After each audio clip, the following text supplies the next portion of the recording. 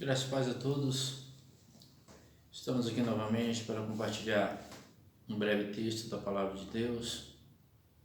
Um texto este que nos edifica, nos orienta sobre aquilo que Deus tem ordenado na sua Palavra, orientado na sua Palavra. E vemos que o Senhor tem propósitos especiais para cada um de nós. Por isso que Ele, por meio da sua palavra, nos orienta, muitas vezes nos exorta, nos consola em determinadas situações, de modo que nós possamos entender os seus planos para cada dia que temos que trilhar aqui sobre esta terra. Eu gostaria de compartilhar um texto que o apóstolo Paulo escreveu aos Gálatas, e está lá na carta de Paulo aos Gálatas, capítulo 5, versículo 19, que ele fala sobre as obras da carne e o fruto do Espírito. E ele inicia-se dizendo: porque as obras da carne são manifestas, as quais são prostituição, impureza, lascívia, idolatria, feitiçarias, inimizades, porfias, emudações, iras, pelejas, dissensões, heresias, invejas, homicídios, bebedices, glutonarias e coisas semelhantes a esta, acerca das quais vos declaro, como já antes vos disse, que os que cometem tais coisas não herdarão o reino de Deus. Mas o fruto do Espírito é caridade, gozo, paz, longanimidade, benignidade, bondade, fé, mansidão, temperança. Contra essas coisas não há lei.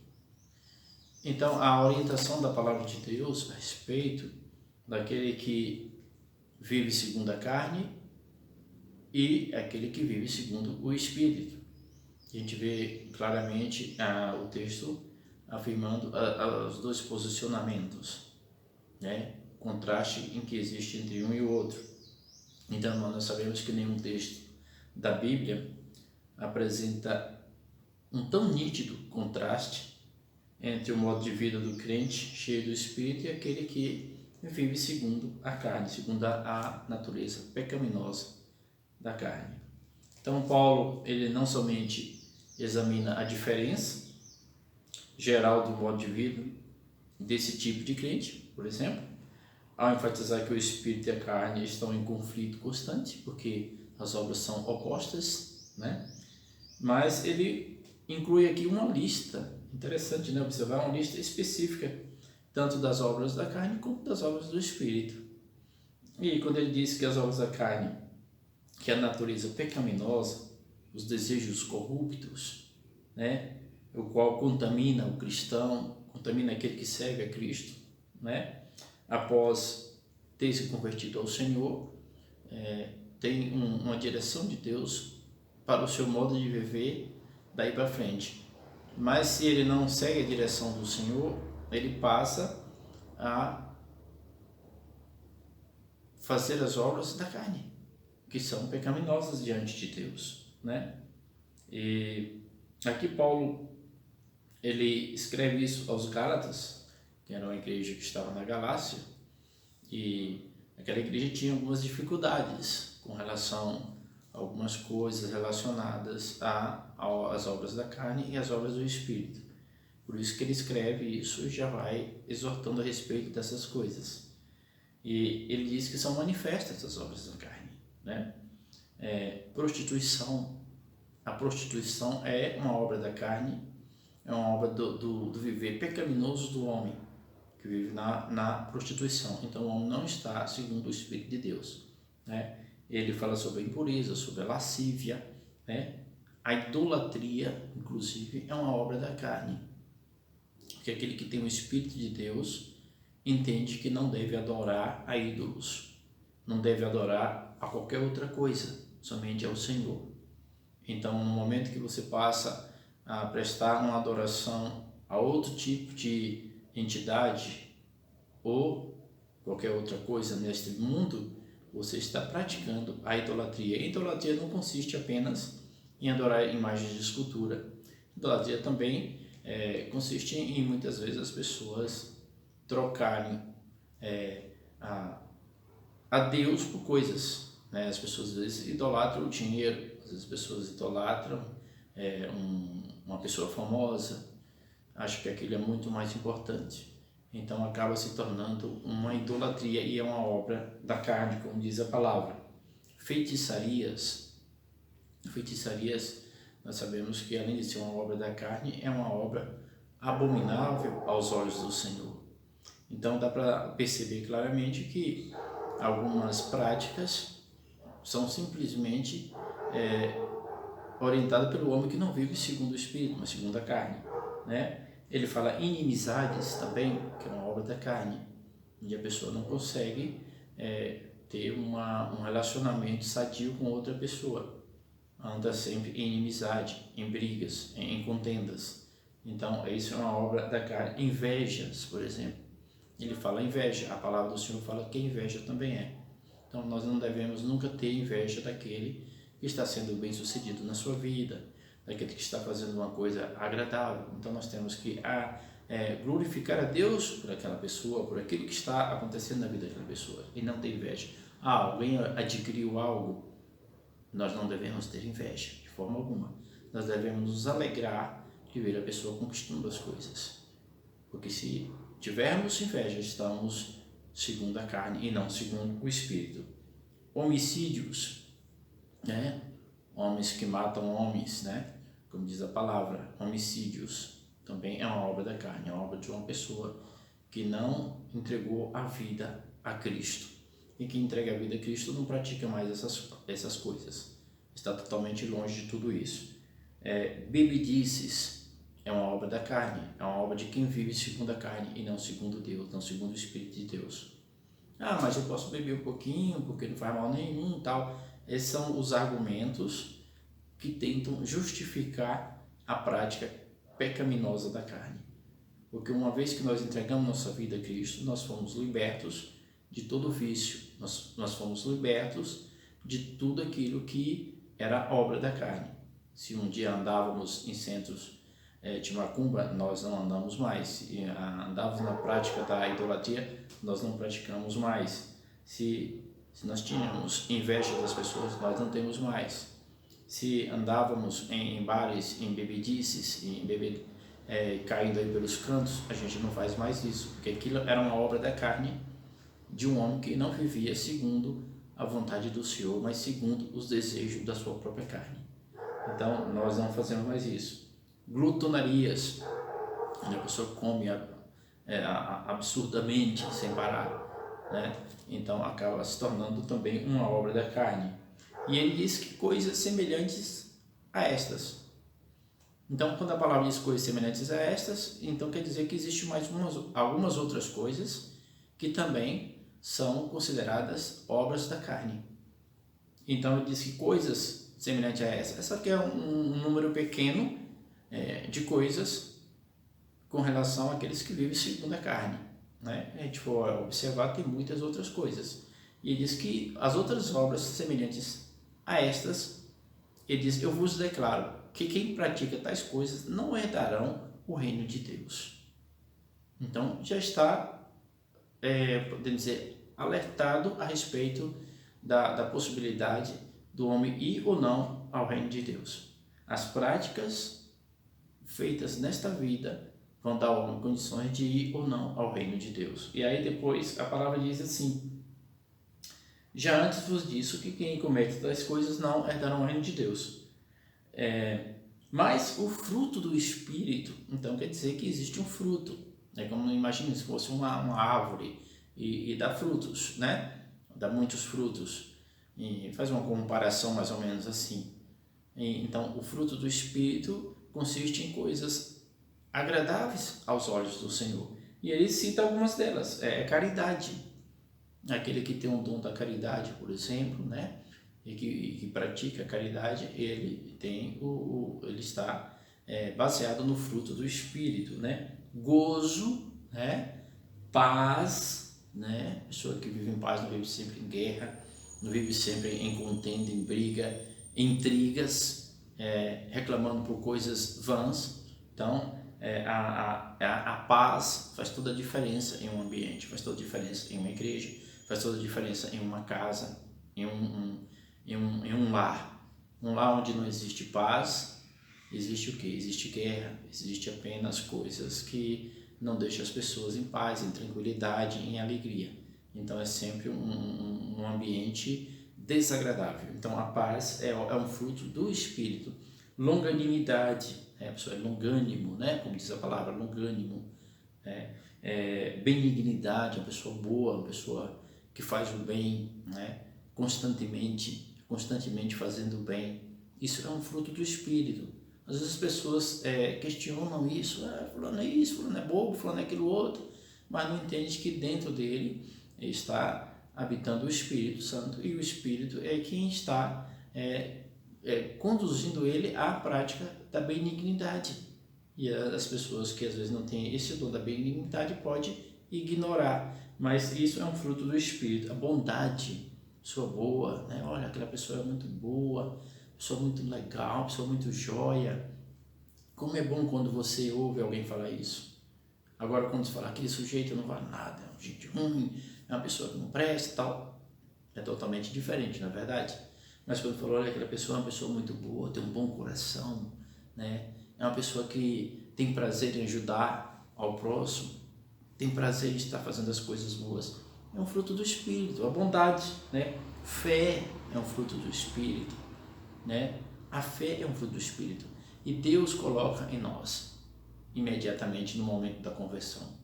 A conversão vem por meio da fé, né? Ou seja, Deus coloca no seu coração, no coração de todos aqueles que se convertem e entregam ao Senhor, a fé. Porque sem fé não há possibilidade de você se converter ao Senhor e entender o plano de Deus para a sua vida. Então a fé é um fruto. A mansidão, pessoa mansa, pessoa que quando podemos dizer assim, criticada, né, xingada, a pessoa mantém-se manso, né? A pessoa mantém-se manso, não fica irado, não fica irritado, pode até sentir alguma coisa internamente, mas ele prefere manter a mansidão para que a paz possa reinar naquele ambiente. Então, a mansidão é um fruto do Espírito. Temperança, pessoa com temperança. O que é temperança? Temperança, imagine quando faz uma comparação, por exemplo, na cozinha, né? Na cozinha, você vai fazer a comida, você coloca o tempero na medida certa, né? Na medida certa, porque se você colocar muito sal, a comida fica salgada, e se colocar pouco, não fica temperado. Então você coloca tudo na medida certa. A temperança é isso, é fazer a coisa na medida certa, né? No ponto certo, entendeu? É isso. E a palavra diz que contra essas coisas não há lei. Não há lei de condenação, não há lei de, podemos dizer assim, de algo que venha a ser reprovado pela palavra de Deus. Contra essas coisas não há lei. E assim como o fruto do Espírito está relacionado a essas pequenas coisas, tem muito mais coisas que são fruto do Espírito. Tem muitas mais coisas. A fidelidade é um fruto do Espírito, né? Nós sabemos que é a pessoa que tem o dom de evangelizar, é um fruto do Espírito. O dom de trazer a palavra, o dom de ensinar, o dom de cantar, é um fruto do Espírito. O Espírito que vai colocando isso no coração do homem. O dom de contribuir, a pessoa que tem prazer em contribuir na obra do Senhor, é um fruto do Espírito, entendeu? Nem todos têm o mesmo fruto, mas alguns têm uns e outros não, mas todos são frutos do Espírito. Tudo aquilo relacionado às coisas boas e agradáveis aos olhos do Senhor são frutos do Espírito Santo de Deus. E nós temos que buscar os frutos do Espírito Santo, entendeu? E aí, buscar sempre os melhores dons, como diz a palavra. Então, contra essas coisas, diz a palavra, que não há lei. Então, é tão gostoso quando nós olhamos para nós mesmos e percebemos que está em nós algum fruto do Espírito. Está em nós o fruto do Espírito. Mas quando a gente olha e ver que o fruto da carne está sobressaindo ao fruto do Espírito, isso é perigoso, né? É preocupante. Nós temos que nos cuidar para que o fruto da carne não venha cobrir o fruto do Espírito que existe em nós. Porque a Bíblia diz que os dois são opostos entre si, porque a carne milita contra o Espírito e o Espírito contra a carne. E o homem, pela sua natureza pecaminosa, ele é mais tendente a obedecer à vontade da carne do que à vontade do Espírito. Mas para obedecermos mais à vontade do Espírito e sufocarmos a vontade da carne, nós precisamos estar mais firmes na palavra do Senhor, mais firmes nas Escrituras Sagradas, mais firmes em oração, mais firmes na comunhão com Deus. E aí o Espírito, o fruto do Espírito vai sempre sobressaindo, porque o fato de você ler a palavra, o fato de você meditar na palavra, o fato de você obedecer a palavra, você já está sufocando as obras da carne. Porque muitas vontades que a carne poderia estar jogando contra você naquele momento, ela é sufocada pelo Espírito Santo, porque são opostos entre si. Então nós temos que sempre buscar fazer a vontade do Espírito e não as obras da carne. Como diz a palavra, contra estas coisas não há lei, não há condenação, não há reprovação. Contra essas coisas não há lei. E aqui ele diz isso, né? Que nós precisamos estar firmados na verdade que a palavra de Deus tem nos ensinado, né? Nas orientações que temos recebido das Escrituras Sagradas. Quando o homem se entrega a Cristo, ele está sendo conduzido pelo Espírito Santo de Deus, né? Imediatamente ele começa a receber um dos frutos, ou dois, ou três, ou mais frutos do Espírito Santo na sua vida. E aí, por meio dos dons espirituais começam também a sobressair na sua vida. E você às vezes nunca imaginava que tinha condições para alguma coisa, que saberia fazer alguma coisa, saberia tocar alguma coisa, saberia pregar, saberia ensinar. De repente você vê aquilo começar sobressaindo na sua vida. É o que? É um dom do Espírito, porque o Espírito está operando na sua vida, no seu coração. Nós precisamos estar sempre firmes, buscando no Senhor o que é melhor de Deus para nossas vidas, porque nós só temos a ganhar.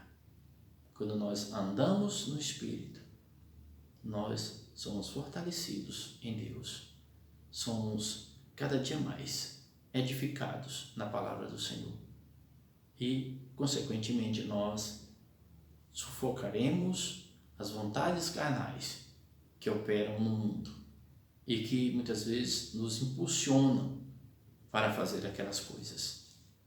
Mas se o Espírito está mais forte, por meio da oração, por meio da meditação da palavra, as obras da carne não conseguem vencer as obras do Espírito em nossas vidas. Amém? Que Deus possa abençoar a sua vida, que Deus possa abençoar você de uma forma que você possa crescer cada dia mais na graça e no conhecimento da vontade de Deus para a sua vida. E assim sobressair na sua vida os frutos do Espírito de Deus. Amém? Quero orar neste momento agradecendo a Deus pelas nossas vidas, por tudo que o Senhor tem feito em nosso meio. Amém? Deus amado, Deus bendito, Deus Todo-Poderoso, queremos te louvar, Senhor, agradecer ao Senhor pela tão grande misericórdia, tão grande amor, tão grande graça que o Senhor tem derramado sobre nossas vidas, nos enchendo o coração, Deus, da Tua palavra, da Tua presença, dos dons do Teu Espírito Santo, Senhor, e tem nos fortalecido, nos ajudado, Senhor Deus, a passar por tantas coisas difíceis. Imediatamente vem a nossa lembrança que nós temos a quem recorrer, e nós lembramos que isto é uma obra do Espírito Santo. E nós recorremos ao Senhor. E quando nós recorremos ao Senhor, o Senhor vem em nosso auxílio, em nosso socorro, e nós vencemos as tribulações, as opressões da vida, porque o Teu Espírito Santo é quem opera em nós. Abençoa este irmão, esta irmã, este amigo e amiga aqui, juntamente conosco, meditam nesta palavra. Que o Teu Espírito possa estar falando a cada coração, Senhor, sufocando as obras da carne, ó Deus, de modo que eles possam refletir sobre o caminho que têm andado, se são caminhos carnais ou caminhos, podemos dizer assim, espirituais, agradáveis aos olhos do Senhor. E que o Senhor possa, meu Deus, orientar a cada um para que venha fazer a coisa certa, a coisa que agrada ao Senhor e que venha trazer crescimento e edificação para cada vida. Nós oramos agradecidos por tudo em nome de Jesus. Amém. Deus te abençoe, Deus te guarde, Deus te dê força para vencer e ser realmente um instrumento nas suas mãos. Amém?